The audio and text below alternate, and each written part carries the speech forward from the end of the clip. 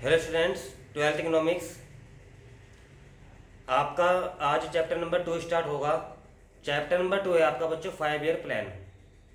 जब हमारा देश आज़ाद हुआ था जब बच्चों हमारा देश आज़ाद हुआ था, जब 5 वर्षीय प्लान बनाए गए थे। क्या कहा मैंने आपको? जब हमारा देश आज़ाद हुआ था, जो उसके बाद जो है 5 वर्षीय प्लान बनाए गए थे बच्चों। और जो 5 वर्षीय प्लान थे उनमें क्या चीज़ हुआ, ये आप बात इस चैप्टर में समझोगे। इसमें क्या था, जो 5 वर्षीय प्लान बने थे बच्चों, हमारी इकोनॉमी जो है बहुत बैकवर्ड हो चुकी थी जब ब्रिटिश गवर्नमेंट हमें छोड़ के गई। जब ब्रिटिश गवर्नमेंट से हमें आज़ादी मिली, जब अंग्रेजों से हमें आज़ादी मिली, उस टाइम हमें जो है हमारा जो एग्रीकल्चर सेक्टर कह लो, या सेकेंडरी सेक्टर कह सकते हो, या टैरिशरी सेक्टर कह सकते हो। ये जो 3 सेक्टर है, इनमें से कोई भी सेक्टर अच्छा नहीं था। सारे ही सेक्टर बेकार हो चुके थे, बैकवर्ड हो चुके थे, ख़त्म हो चुके थे। तो क्या करा, एक इकोनॉमिस्ट है जिनका नाम है महालोनोबिस।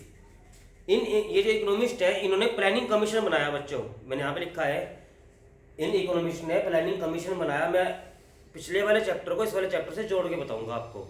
पिछले वाले चैप्टर में हमने पढ़ा कि ब्रिटिश गवर्नमेंट ने हमारा इकोनॉमी का किस तरह से विनाश किया, किस तरह से हमें बैकवर्ड किया, किस तरह से हमारा एक्सप्लॉयटेशन किया, शोषण किया, किस तरह से जमींदारी सिस्टम चलाया, किस तरह से लेबर को उन्होंने 2 वक्त की रोटी के लिए ही पैसा दिया।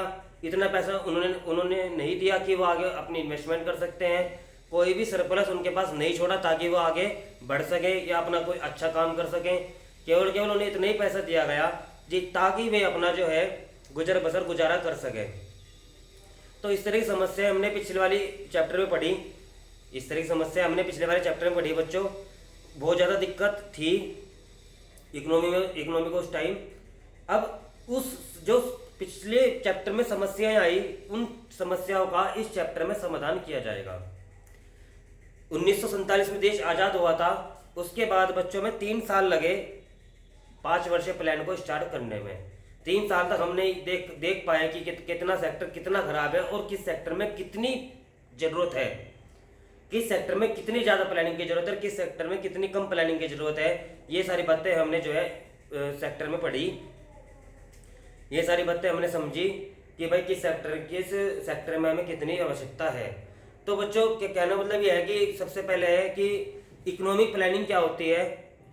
जो चैप्टर है आपका 5 वर्षीय प्लानिंग, मतलब 5 ईयर्स प्लान इन इंडिया, तो उससे पहले आपको समझना पड़ेगा इकोनॉमिक प्लानिंग क्या है। What is economic planning. आप अपनी बुक का चैप्टर नंबर 2 खोलोगे तो सबसे पहला वर्ड यही है, what is economic planning. What is economic planning. सामान्य सी बात आपको ध्यान में रखनी है कि set target programme policy to meet in time. मतलब इसमें टारगेट सेट किए जाते हैं, प्रोग्राम पॉलिसी सेट की जाती है। इसमें प्रोग्राम और पॉलिसी सेट की जाती है ताकि उन्हें समय पर पूरा किया जा सके। क्या कहा मैंने आपको? इसमें प्रोग्राम और पॉलिसी सेट की जाती है ताकि उन्हें समय पर पूरा किया जा सके। मीन्स इसमें प्रोग्राम और पॉलिसी बनाई जाएंगी ताकि टारगेट और पॉलिसी जो हमने बनाई है उसे समय में पूरा किया जा सके। ठीक है बच्चों, इसमें लिखा है। फिर उसके बाद क्या हुआ, इस इकोनॉमिक प्लानिंग में क्या बात करी गई। जो हमारे ये थे चेयरमैन थे महालोनोबिस, जो चेयरमैन थे बच्चों, चेयरमैन किस चीज़ के थे? प्लानिंग कमीशन के थे। यानी कि जब देश आज़ाद हुआ 47 में, उसके जो है 3 साल बाद, करीब 2.5 साल बाद 1950 में प्लानिंग कमीशन ने, करीब 3 साल बाद 1950 में प्लानिंग कमीशन ने ये जो प्रोफेसर हैं महालोनोबिस, इन्हें चेयरमैन बनाया था। क्या कहा मैंने आपको? जो प्रोफेसर है बच्चों ये महालोनोबिस, इन्हें चेयरमैन बनाया था प्लानिंग कमीशन का। तो प्लानिंग कमीशन का चेयरमैन, बोर्ड में अगर आगे क्वेश्चन की प्लानिंग कमीशन के जो चेयरमैन थे स्टार्टिंग में कौन थे, तो आप लिखोगे कि 1950 में देश आज़ाद होने के बाद प्लानिंग कमीशन के जो चेयरमैन थे वो महालोनोबिस थे। क्लियर हो गया? प्रोफेसर महालोनोबिस। इतनी बात समझ गए। दूसरा इस प्लानिंग कमीशन में क्या बात रखी गई? इस प्लानिंग कमीशन में रखी गई यूटिलाइजेशन ऑफ कंट्री रिसोर्सेज। ये लिख रहा, utilisation of country resources in different development activities. मतलब जो हमारे देश की रिसोर्सेज है, हमारे देश के जो रिसोर्सेज है उन्हें यूटिलाइज करना, हमारे देश के रिसोर्सेज को यूटिलाइज करना अलग अलग प्रक्रियाओं में। हमारे देश के रिसोर्सेज को यूटिलाइज करना, इस्तेमाल करना अलग अलग जो देश की प्रक्रिया है उनमें। यानी कि अगर हमारे देश की जो रिसोर्सेज है अगर उनका हम अच्छे से इस्तेमाल करेंगे तो बच्चों डेवलपमेंट होगी, हमारी इकोनॉमी जो बैकवर्ड है वो थोड़ी अपवर्ड हो जाएगी, अगर हम अच्छे से यूटिलाइज करेंगे अपनी रिसोर्सेज का। इस जेट के लिए तो ध्यान रखना है। तो प्लानिंग कमीशन वाली बात, 1950 में प्लानिंग कमीशन के जो चेयरमैन थे वो प्रोफेसर मालोनोबिस थे। एक बात, जो इकोनॉमिक प्लानिंग है उसमें जो सेंट्रल अथॉरिटी ने, इकोनॉमिक प्लानिंग क्या है, व्हाट इज इकोनॉमिक प्लानिंग, तो आप बताना बच्चों कि सेंट्रल अथॉरिटी ने प्लान, पॉलिसी और प्लान्स सेट किए थे ताकि वो टाइम पे पूरे किए जाए। पॉलिसी और प्लान्स आपको नेक्स्ट वीडियो में 2 वीडियो बदले रहेंगे, अभी नेक्स्ट वीडियो में समझा देंगे कि 5 वर्षीय प्लान बनाए गए और ये प्लान जो है प्लानिंग कमीशन के अंडर में बने गए। सेंट्रल अथॉरिटी ने ये सारे टारगेट सेट करे थे, कौन सा प्लान पहले बनेगा, कौन सा प्लान बाद में बनेगा, किस तरह से हम प्लानिंग को यूज़ करेंगे, किस तरह से किस जगह कितनी प्लानिंग चाहिए। मैंने अभी समझाया आपको भाई एग्रीकल्चर सेक्टर अगर ज़्यादा ख़राब हो रहा तो एग्रीकल्चर सेक्टर को ठीक करने के लिए प्लानिंग ज़्यादा चाहिएगी, अगर टैक्सटाइल सेक्टर ज़्यादा ख़राब हो रहा तो टैक्सटाइल सेक्टर को ठीक करने के लिए प्लानिंग चाहिएगी, अगर सेकेंडरी सेक्टर ज़्यादा खराब हो रहा तो उसे के लिए प्लानिंग चाहिए। मतलब जिस सेक्टर के लिए जितनी प्लानिंग की आवश्यकता है उस हिसाब से प्लानिंग हमारी इसमें स्टार्ट हो जाएगी। क्लियर होगी। एक बात और आपको ध्यान में रखनी है बच्चों की, प्लानिंग कमीशन जो है आपको प्लानिंग कमीशन फरवरी 2015 क्या कहा, प्लानिंग कमीशन जो है आपका जो 1950 में बना, उसके जो प्रोफेसर थे मालोनोबिस थे, ये प्लानिंग कमीशन फरवरी 2015 में चेंज हो गया नीति आयोग के नाम से। क्या कहा मैंने बच्चा आपको, प्लानिंग कमीशन 2015 में चेंज हो गया, और चेंज हो गया इसका नाम पड़ गया बच्चों नीति आयोग। बहुत इंपॉर्टेंट पॉइंट है, ध्यान में रखना, बोर्ड में आ सकता है कि भाई प्लानिंग कमीशन के chairman professor Mahalanobis. Planning commission change कब हुआ, तुरंत बता देना कि सर फरवरी 2015 में हुआ।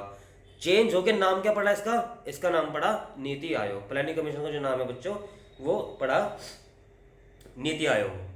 क्लियर हो गया। फिर कोई पूछने लगे आपसे कि भाई नीति आयोग का काम क्या था। नीति आयोग का काम था कि जीडीपी को बढ़ावा देना।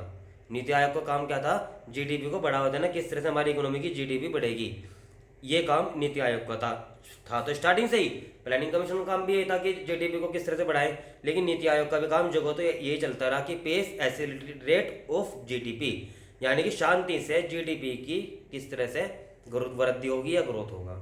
क्लियर हो गया। इसके बाद बच्चों हम पढ़ेंगे नेक्स्ट वीडियो में जो मैं आपको समझा रहा हूँ ये केवल आज बेसिक था। बेसिक मैंने इसलिए ज़्यादा डीपली आपको समझाया क्योंकि ये क्वेश्चन बोर्ड में आ सकता है, मोस्ट इम्पोर्टेंट है कि प्लानिंग कमीशन सेट किसने किया, इसके प्रोफेसर कौन है, ये चेंज कब हुआ, कि कब बना प्लानिंग कमीशन, और नीति आयोग कब रिप्लेस हुआ। क्लियर हो गया। अब आगे का जो है बहुत इजीली चलेगा बच्चों। आगे क्या पढ़ोगे कि भाई प्लानिंग की जरूरत क्यों पड़ी, planning in India, need for planning in India, Bharat में प्लानिंग की जरूरत आवश्यकता किस लिए पड़ी, क्या कारण था इसके पीछे, तो पता होना चाहिए बच्चों। इंडिया जो है इनहेरिट था, मतलब होता नहीं कि किसी को वरदान में कोई चीज़ मिलना, तो इंडिया जो है पीछे से ही पहले से ही इनहेरिट मतलब लिए हुए था बैकवर्ड और स्टेगनेंट इकोनॉमी।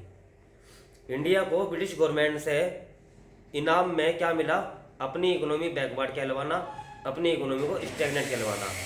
हमारी इकोनॉमी स्टेगनेंट कही गई। स्टेगनेंट होता है बच्चों गतिहीन, जिस इकोनॉमी जिसका आर्थिक व्यवस्था है, जिसकी कंट्री की उसका विकास रुक गया हो। स्टेगनेंट इकोनॉमी यानी गतिहीन इकोनॉमी, जिस इकोनॉमी का विकास बिल्कुल रुक गया, बिल्कुल हो ही नहीं रहा विकास। ठीक है बच्चों। और क्या था इसके अंदर, level of output and productivity were low. British government जब आई प्रोडक्शन भी आउटपुट भी बहुत ही कम था, कोई भी सरप्लस नहीं बचता था मार्केट में कि हमें आगे कुछ फ़ायदा हो जा, बिल्कुल नहीं। मैंने आपको पहले भी समझाया ब्रिटिश गवर्नमेंट उतना ही पैसा देते थे जो उनके गुजारे के लिए यूज़ होता था बस। दूसरा, अगर हमें कोई इन्वेस्टमेंट करनी तो उसके लिए big push of investment support by government जरूरत थी। अगर हमें कोई बड़ी इन्वेस्टमेंट करनी तो उसके पीछे सरकार का बहुत अच्छा योगदान होना चाहिए था नहीं, जब पहले नहीं था बच्चों। अगर हम कहीं इन्वेस्टमेंट करें भी तो सरकार पीछे हट जाए तो कोई भी हमारी मदद नहीं कर रहा था। तो need big push of investment, investment के लिए मुझे सबसे ज़्यादा पुश चाहिए। पुश कौन करेगा मुझे, गवर्नमेंट तो करेगी भाई। अगर मैं कोई चीज़ जो है मैं ये चाह रहा कि भाई यहाँ पे मैं इन्वेस्टमेंट कर लूँ और सरकार मेरे साथ नहीं है तो कहाँ से कर लूँ मैं इन्वेस्टमेंट, बताओ। सरकार होगी जब भी तो मैं कहीं पे इन्वेस्टमेंट कर सकता हूँ भाई, कानूनी तौर पे इन्वेस्टमेंट जब भी तो करूँगा जब गवर्नमेंट मेरे हाथ में होगी, मेरे हक में होगी। ठीक है बच्चों। जब गवर्नमेंट ही हमारे हक में नहीं थी वहाँ पे उस टाइम, तो कोई भी इन्वेस्टमेंट नहीं कर पाता था। पहली बात तो एक इन्वेस्टमेंट नहीं कर पाता था, दूसरी बात कुछ बचता ही नहीं था, कहाँ से करेगा इन्वेस्टमेंट। क्लियर हो गया। आज तक का टॉपिक इतना ही है बच्चों, ये अच्छे से समझ लेना। कोई डाउट होगा तो कमेंट में जरूर बताना। Thank you students.